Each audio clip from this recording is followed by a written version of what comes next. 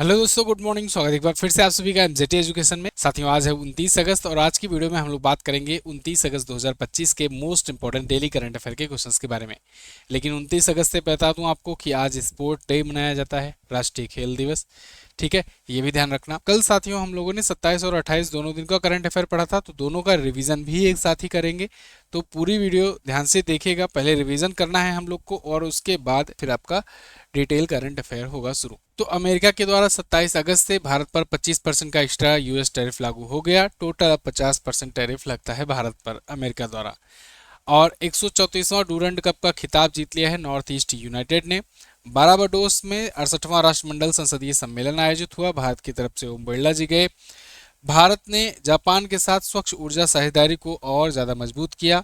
Mumbai cricket association ने Wankhede stadium में एक क्रिकेट संग्रहालय का उद्घाटन किया है, और जो कि है शरद पवार के नाम पर। साथ ही साथ वहीं पर सुनील गावस्कर की प्रतिमा भी लगाई गई है। न्यू डेवलपमेंट बैंक ने अपना उपाध्यक्ष और मुख्य जोखिम अधिकारी नियुक्त किया है राजीव रंजन को। और आईएमडी स्मार्ट सिटी इंडेक्स में शीर्ष पर है ज्यूरिख शहर, स्विट्जरलैंड का है। भारत में शीर्ष पर है दिल्ली। ठीक है, हालांकि इसकी ओवरऑल रैंक 104वीं है। विश्व अंडर 20 विश्व कुश्ती चैंपियनशिप 2025 में भारत ने टोटल जीते 9 पदक, जिसमें 2 गोल्ड था, 4 सिल्वर था और 3 ब्रॉन्ज मेडल था। ओपन एआई ने नई दिल्ली में अपना नया कार्यालय खोलने की घोषणा की है। नागालैंड के 22वें राज्यपाल के रूप में शपथ ग्रहण किया है अजय कुमार भल्ला ने। ये मणिपुर के भी राज्यपाल हैं। पीएम मोदी ने भारत की पहली पूर्णतः स्वदेशी इलेक्ट्रिक कार का उद्घाटन किया है गुजरात में। इस कार का नाम है मारुति सुजुकी ई विटारा। और मीराबाई चानू ने कॉमनवेल्थ वेट लिफ्टिंग चैंपियनशिप, जो कि अहमदाबाद में हो रहा है, इसमें जीता है गोल्ड। टोटल 193 किलो का वजन उठाई थी। राष्ट्रपति द्रौपदी मुर्मू जी 5 सितंबर को 45 शिक्षकों को राष्ट्रीय शिक्षक पुरस्कार प्रदान करेंगी शिक्षक दिवस के अवसर पर। बीसीसीआई से स्पॉन्सरशिप करार खत्म करने की घोषणा की है ड्रीम 11 ने।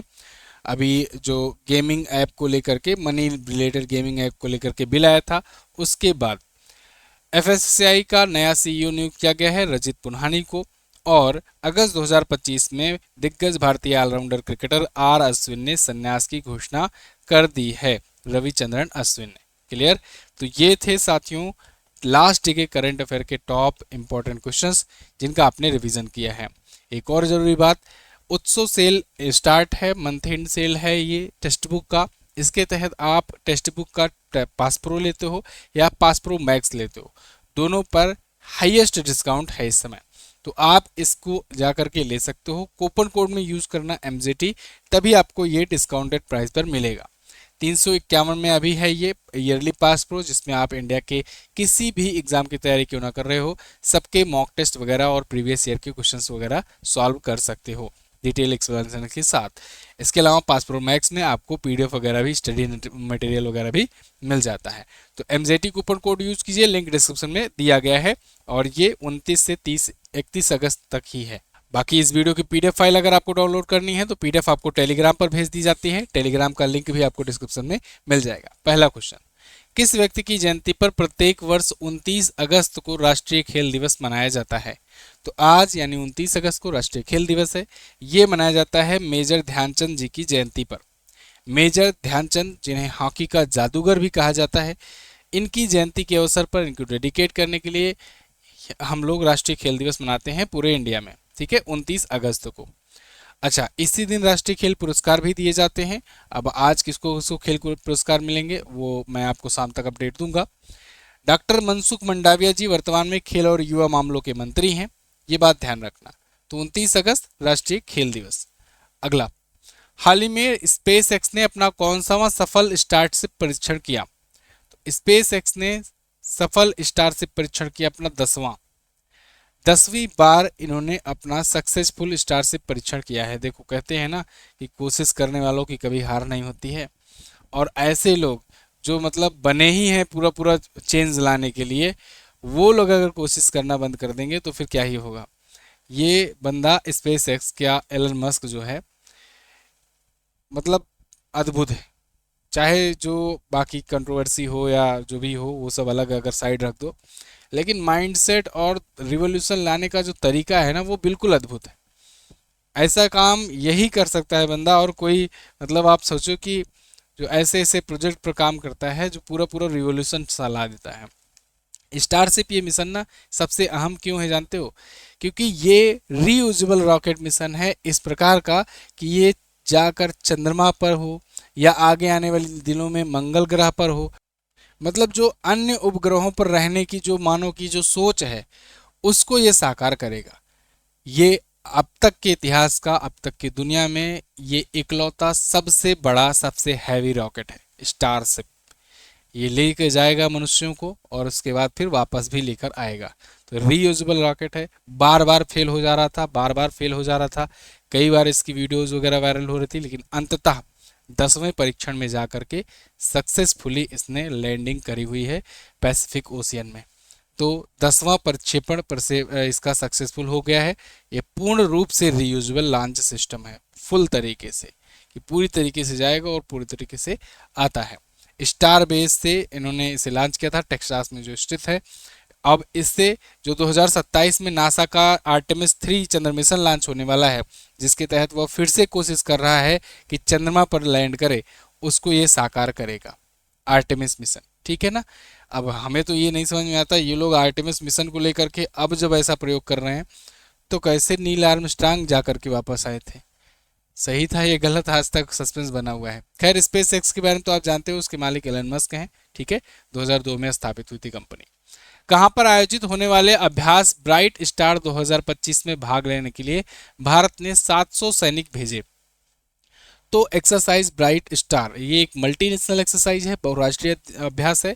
ये इजिप्ट में हो रहा है, मिस्र में हो रहा है, और इसमें शामिल होने के लिए भारतीय सेनाओं ने 700 ट्रूप्स अपने भेजे हैं। अच्छा, ये ट्राई सर्विसेज एक्सरसाइज है। जब ट्राई सर्विसेज एक्सरसाइज कहा जाए तो इसका मतलब उसमें भारतीय नौसेना हुई होगी, मतलब भारत की नहीं, जैसे जिस भी देश की भी हो, उसकी नेवी भी होगी, उसकी आर्मी भी होगी यानी थल सेना भी होगी, और उसकी एयरफोर्स भी होगी यानी कि वायुसेना भी होगी। तो ऐसे ये भी ट्राई सर्विसेज एक्सरसाइज है। तो इसमें भारत की तरफ से भारतीय नौसेना, वायुसेना और आर्मी के जवान गए हुए हैं। मल्टीनेशनल एक्सरसाइज है, बहुत सारे देश इसमें शामिल हो रहे हैं। हालांकि शुरुआत इसकी अमेरिका और मिस्र के बीच में हुई थी। सबसे पहले 1980 में जब शुरू हुआ था तो इजिप्ट और यूएसए केवल 2 ही देश इसमें होते थे, लेकिन धीरे धीरे और भी देश जुड़ते गए और आज के टाइम पर मध्य पूर्व में और उत्तर अफ्रीका क्षेत्र का ये सबसे बड़ा मल्टीनेशनल एक्सरसाइज बन गया है। तो ब्राइट स्टार कहाँ हो रहा है? इजिप्ट में 28 अगस्त से 10 सितंबर तक चलेगा। ठीक है, भारत भी शामिल है। अगला, हाल ही में राष्ट्रपति ने किस न्यायमूर्ति को सर्वोच्च न्यायालय में पदोन्नत किया?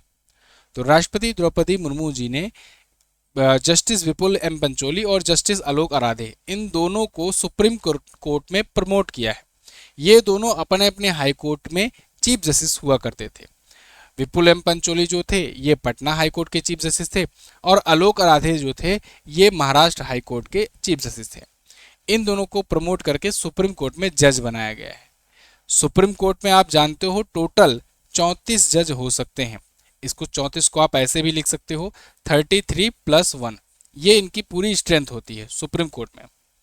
ये क्वेश्चन बनता है कितने जज होते हैं सुप्रीम कोर्ट में, ये बताइएगा कि 33 + 1।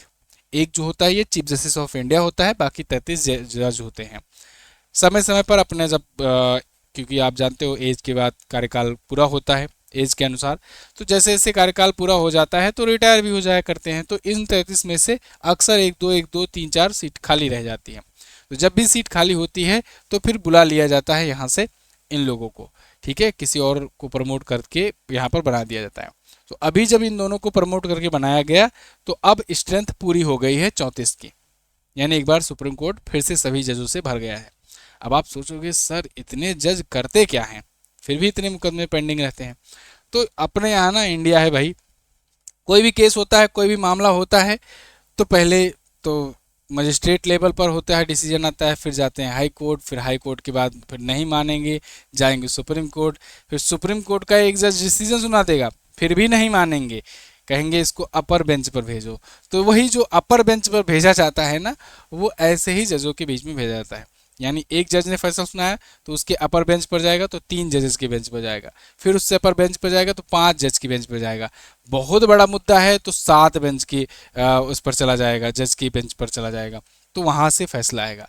ऑड इसलिए रखा जाता है जिससे डिसीजन जो है उसमें कम से कम जिसका बहुमत रहे उसका डिसीजन मान लिया जाए। खैर वो तो बात की बात है, हम लोग आ जाते हैं फिर से टॉपिक पर। तो आप जानते हो, मैंने आपको सब कुछ बता दिया कि बॉम्बे हाई कोर्ट से न्यायमूर्ति आलोक राधे और पटना हाई कोर्ट से विपुल पंचोली दोनों को पदोन्नत किया गया है। राष्ट्रपति ही नियुक्त करता है, ये बात ध्यान रखना। कोलेजियम जो होता है वो सजेस्ट करता है नाम कि हमारी तरफ से इनको बना देना चाहिए। राष्ट्रपति मुहर लगाता है और राष्ट्रपति ही नियुक्त करता है। इस्तीफा भी ये अपना राष्ट्रपति को ही देते हैं। अगला, एक और जरूरी बात, अपना भी मंथ एंड ऑफर शुरू कर दिया गया है और मंथ एंड ऑफर के तहत आज से ई बुक जो है ये 11 रुपए में मिल रही है, मंथली ई बुक। इसके अलावा जो जनवरी टू जून की जो 6 मंथ की है वो मात्र 43 में कर दी गई है।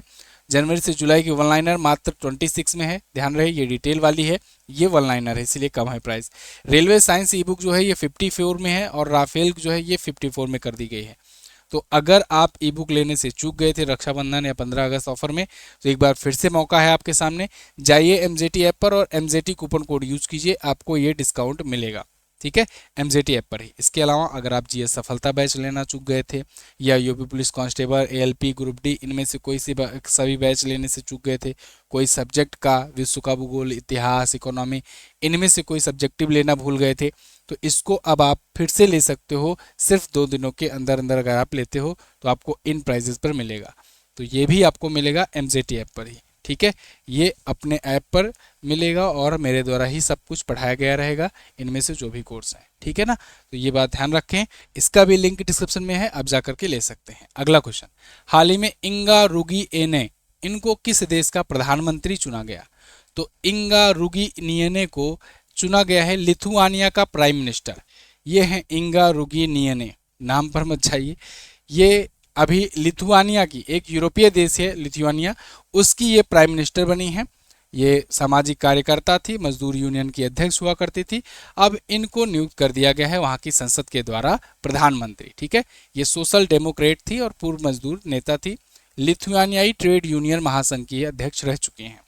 लिथुआनिया की बात करें अगर, तो इसकी करेंसी यूरो होती है, यूरोपियन यूनियन का सदस्य है, और विल्नियस इसकी राजधानी होती है। मैप में कहाँ पर है लोकेशन?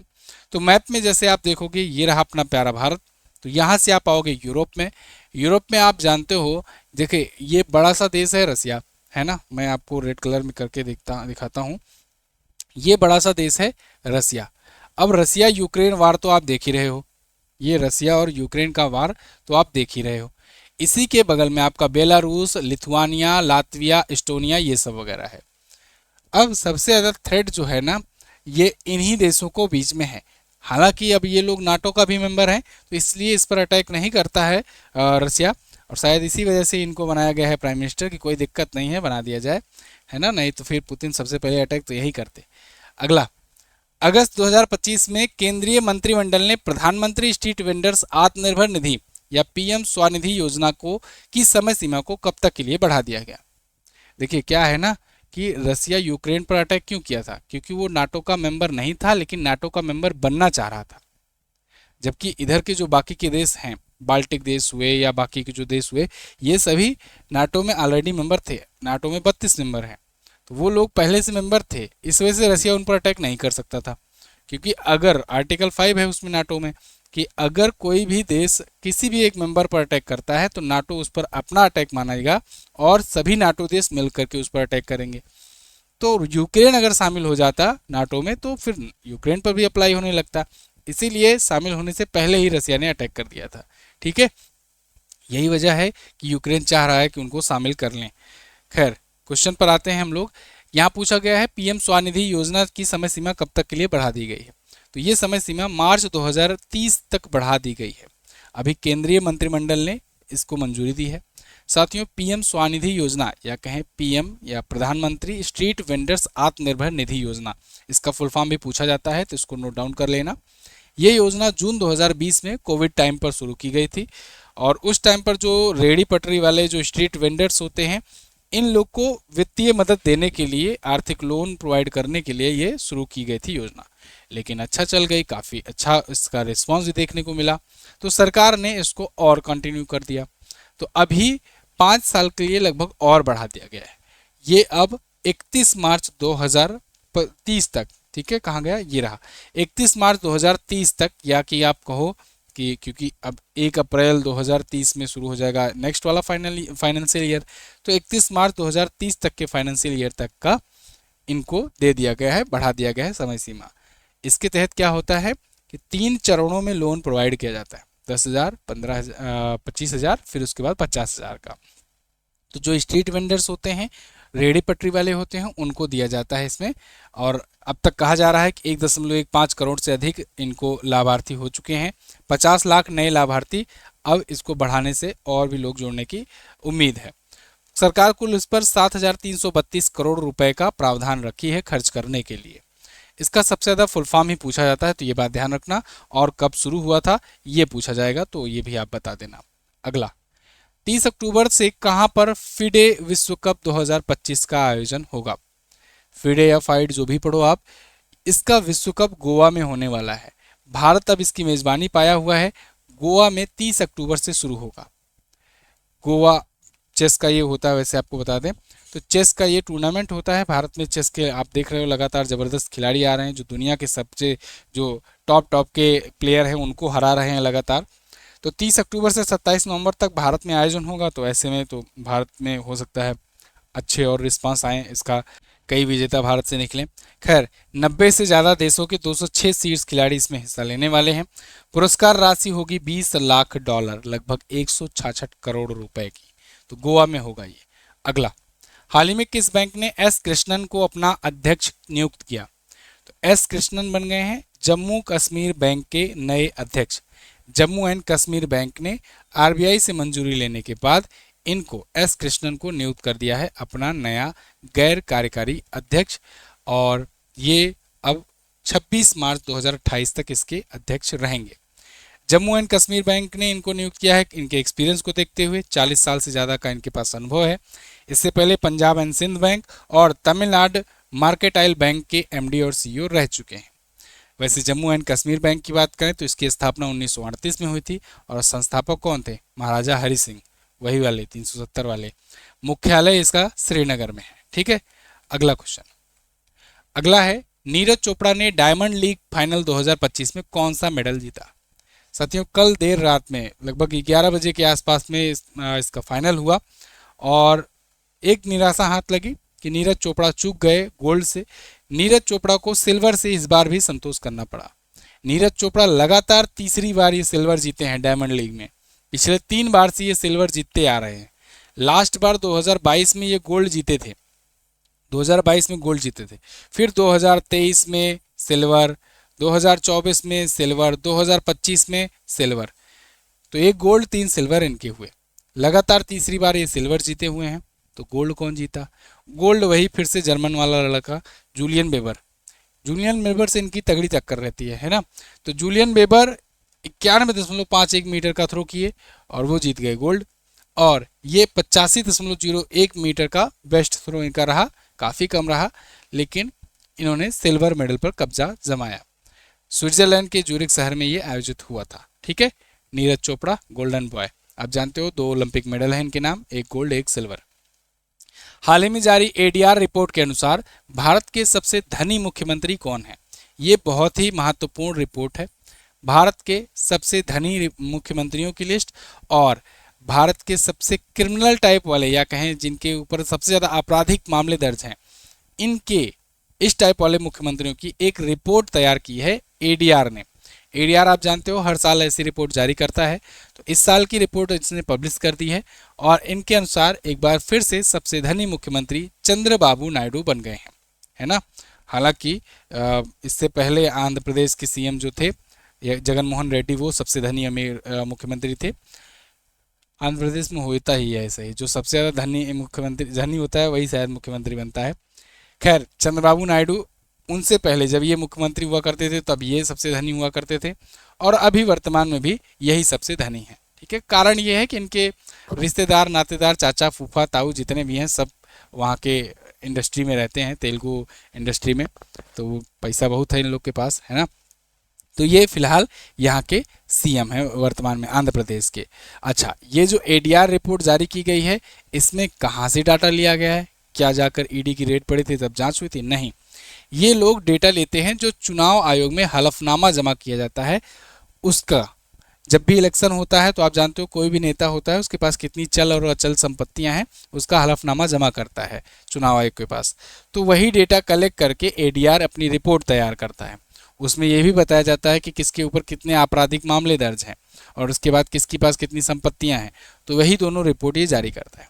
तो सबसे ज़्यादा धनी मुख्यमंत्री कौन? आंध्र प्रदेश के चंद्रबाबू नायडू। संपत्ति कितनी? 933 करोड़ रुपए। पेमा खांडू दूसरे पर हैं, अरुणाचल प्रदेश की सीएम, जो कि 332 करोड़ रुपए की संपत्ति है। आप देख रहे हो इनसे 3 गुना ज़्यादा है। तीसरे पर सिद्धरामैया है, कर्नाटक के सीएम, 51 करोड़ की संपत्ति इनके पास है। अच्छा, सबसे ज़्यादा आपराधिक मामले जिनके ऊपर दर्ज हैं वो कौन से मुख्यमंत्री हैं? तो वो हैं तेलंगाना के मुख्यमंत्री रेवंत रेड्डी। ठीक है, तो association for democratic reforms, ADR जिसे कहते हैं, उसके द्वारा ये जारी किया गया है। इसमें कहा गया है कि वर्तमान में राज्य और केंद्र शासित प्रदेश मिला करके वर्तमान में 30 मुख्यमंत्रियों में 12 मुख्यमंत्री यानी लगभग 40% के खिलाफ आपराधिक मामले दर्ज हैं। तो ये थे साथियों आज के दिन के top 10 current affair questions. I hope video आपको इंटरेस्टिंग लगी होगी, काफ़ी इन्फॉर्मेटिव लगी होगी। अगर आपको एक्सप्लेनेशन पसंद आता है तो वीडियो को लाइक कीजिए, शेयर कीजिए। पीडीएफ आपको टेलीग्राम पर मिल जाएगी, वहाँ से डाउनलोड कीजिए। ये मत ध्यान दीजिए कि कितने बजे अपलोड हो रही है, थोड़ा सा लेट हो जा रहा है, 1 घंटा टाइम शेड्यूल बदल जा रहा है, ये है वो है, ये सब बहाने हैं, कुछ नहीं है। दिन में आपको टाइम मिलता है दिन में आप देख लीजिए, शाम को टाइम मिलता है शाम को देख लीजिए। कोई ज़बरदस्ती नहीं है कि सुबह ही देखो तभी, ठीक है ना। ये अपने दिमाग में ये भ्रम मत पाला करो कि सुबह देखेंगे करंट अफेयर तभी करंट अफेयर रहेगा, नहीं तो खबर ही पुरानी हो जाएगी। ऐसा कुछ नहीं है। जब रिवीजन 1 हफ्ते बाद करते हो तब क्या पुरानी नहीं रहती है खबर? तो इसलिए आप करंट अफेयर को डेली फॉलो करो, चाहे रात में फॉलो करो, चाहे दिन में फॉलो करो, चाहे दोपहर को फॉलो करो, लेकिन फॉलो करो। 7 से 8 तक मैक्सिमम अपलोड हो जाती है वीडियो। और अब ऐसा भी नहीं है कि मैं बाकी चैनल की तरह सब कुछ बंद करके केवल डेली करंट अफेयर ही बनाऊं तो आपको बिल्कुल 5 बजे दे दूं वीडियो, आप खुश हो जाओ। ऐसा भी नहीं है। बहुत सारे मुद्दे हैं जो बड़े बड़े होते हैं जिसमें लॉन्ग डिस्कशन ज़रूरी होता है, वो भी मैं वीडियो देता हूँ आपको ट्रेनिंग टॉपिक पर भी। वो कोई और नहीं देते हैं चैनल वाले जो डेली करंट अफेयर फॉलो करते हैं, पढ़ाते हैं। इसलिए डेली करंट अफेयर में अपना एक टाइम लगता है 6 से 7 घंटे का, इसलिए इसका डिले हो जाता है। तो उसके लिए मत कमेंट किया करो बार बार, और करोगे भी तो कोई फ़र्क नहीं पड़ेगा। हम उब गए हैं, क्या बताएं। जिसको पढ़ना रहता है वो कोई शिकायत नहीं करता है, पढ़ता है। जिनको शिकायत ही करना रहता है तो शेड्यूल गड़बड़ा जाता है, ये हो जाता है, वो हो जाता है, पता नहीं क्या क्या। आईएमडी के विश्व प्रतिस्पर्धात्मक सूचकांक में शीर्ष पर कौन है? स्विट्जरलैंड है। ईरान की वर्तमान मुद्रा क्या है? रियाल है। ये दोनों कल के क्वेश्चन थे। आज आपको क्या बताना है? बीसीसीआई के वर्तमान सचिव कौन है? बीसीसीआई के वर्तमान सचिव बताइए। और चैट जीपीटी के निर्माता कंपनी ओपन एआई के सीईओ कौन है, ये बताइए। ठीक है, जिनको पढ़ना रहता है वो स्ट्रीट लाइट में भी पढ़ के बन जाते हैं कुछ ना कुछ, और जिनको बहाने बनाने रहते हैं तो वो उनको कुछ भी ला कर दे दो, वो बहाने ही बनाते रहेंगे। ठीक है, बाकी धन्यवाद, मिलते हैं अगली वीडियो में। तब तक के लिए नमस्कार, जय हिंद, वंदे मातरम।